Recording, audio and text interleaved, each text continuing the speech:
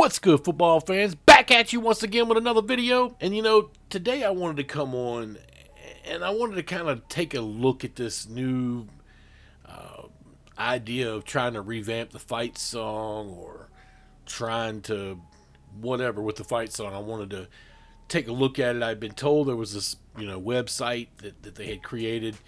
I had not gone over and looked at it until right this moment as I'm clicking here on this and recording this video right now. I have seen the words that they're going to use, but I have not listened to them yet. And I just want to take a second and say that I, for one, was hoping to have a new tradition here. Okay.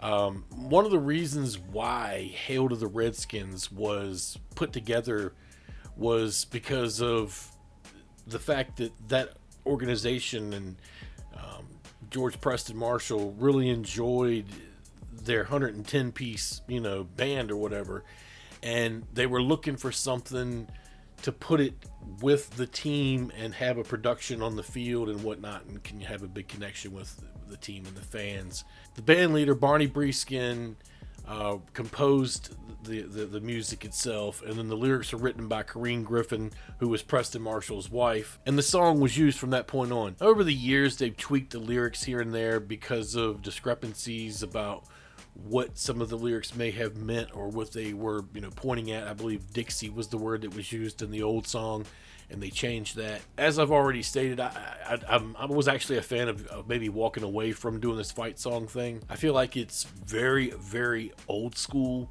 and something that's not even touched anymore. So I kind of cringe at the idea of redoing that. I mean, the only thing I can think of is they're going to try to make it sound like it's something that's from the 1920s or 30s again, and that kind of is something I was hoping that we would kind of move into the future on.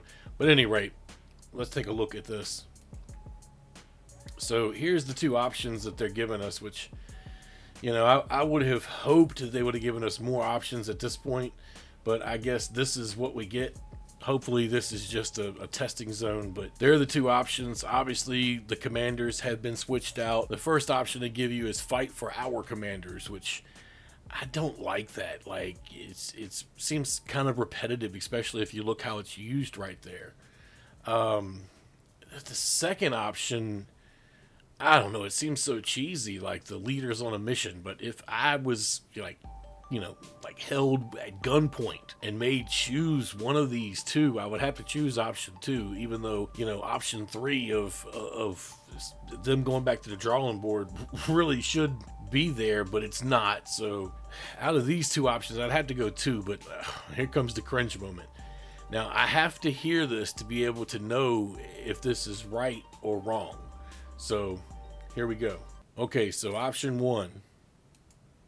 2, 3, and hail to the commanders. Oh, Hail victory. God, that sounds horrible. Fight for our commanders. See what I mean? That's ugh. Fight for old DC. Oh man. Runner, passer, score, we want a lot more. Beat 'em, swamp 'em, touchdown, let the points soar. Fight on, till you have won all of Washington. Rah, rah, rah. Hail. All right, I don't like that either, that all of Washington thing. Hail victory. Fight for our commanders. Ugh. Fight for old DC. Okay, it kind of caught me off guard. Didn't really know they had switched that. All right, here's option 2. Hail to the commanders. Hail victory. Leaders on a mission. Oh my God, that sounds Fight weird. for old DC. Runner, passer, score, we want a lot more. Beat 'em, swamp 'em, touchdown, let the points soar. Fight on, till you have won all of Washington. Rah, rah, rah. Hail to the commanders. Hail victory. Ugh, I don't know, man. Leaders on a mission. Ew. Fight for old DC. All right, so first impressions, I don't like the way that sounded at all on either one of those. as I said before, I listened to it partly because, I mean, why are we trying to recreate a sound from the big band era in the 2020s? Haven't we moved forward enough in music that we could create something that's a little better than this, that maybe connects a little better with, I don't know, with the era that we're in? I understand the All of Washington thing because I guess they want to move forward into inclusion. Sons of Washington seems too much like men are being accepted into this conversation, so whatever. I did not see that before in the proposed lyrics before, but that was something, as I roll back up here, I guess I probably should have looked further at, and I didn't. But yeah, if I had to pick one, I'd pick option 2, but that would be, just because I had to pick one, honestly. And I know that the team is trying to do something to move like the past into the future. I just don't think this was it, okay? And maybe they're trying a little too hard on this. I don't know. But it is what it is.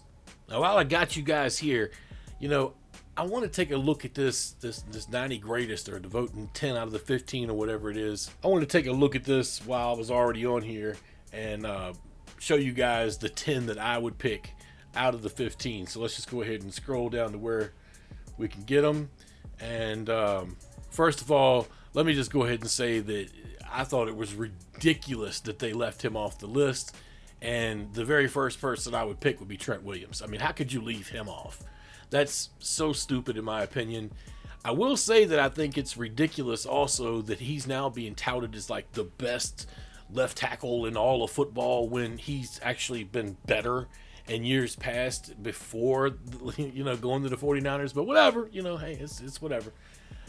Ryan Kerrigan, definitely. He's the all-time sack leader with the team and probably will hold that for several years at least. I believe that somebody will probably come along and beat that eventually, just because the sack is now being registered, and eventually somebody's going to come along and be a bigger monster than Kerrigan was.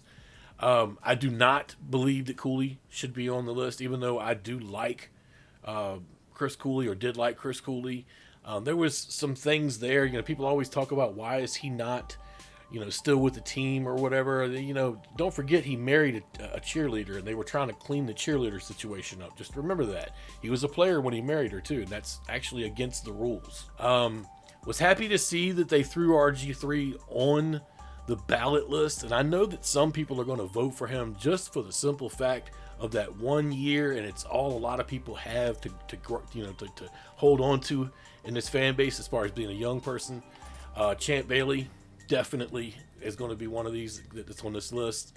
I realized there was bad blood with him leaving, but he deserves to be on the list. Kirk Cousins, hey, I was glad to see that, once I saw Kirk's name there, I was kind of like, well, why didn't they put Griffin's name there? It's kind of a eh. And Kirk does not deserve to be on the list because he didn't do really anything as far as that's concerned, as far as being gauged in an all-time ranking. But yeah, anyway, the next one, Chip Lowmiller, without a doubt, kind of surprises me he wasn't already there, but I understand that there's always been a limit on the number of people they could put in. London Fletcher, without a doubt, one of the greatest. If you ranked them, I'd say top 15 Redskins that there is. I'm going to flip forward down here and take the guys I already am 100% on. Santana Moss, that's my guy. That's Tana Man. That's my dude. He always has been my dude, and he deserves his spot in history on this team. D'Angelo Hall, I know he's controversial. I know there's a lot of people that they're not going to agree with me on that, but D'Angelo Hall deserves to be there. He actually was a really good player with us. He was really good. He's one of the all-time greatest Redskins there is. Joe Lavender is the guy that I am so surprised is not already, as I've already said, there can only be certain amounts of people that make this list, but Joe Lavender should have already been on this list.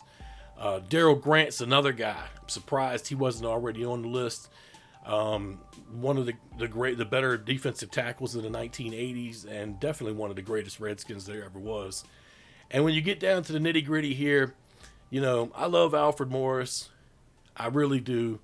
But, you know, out of these guys that are left sitting here, I think it had to come down between, you know, the two coaches and Stephen Davis and Mike Sellers. Now, I know a lot of people are going to throw their weight at Torgensen and pick him just because he's been here. He been with the franchise for so long.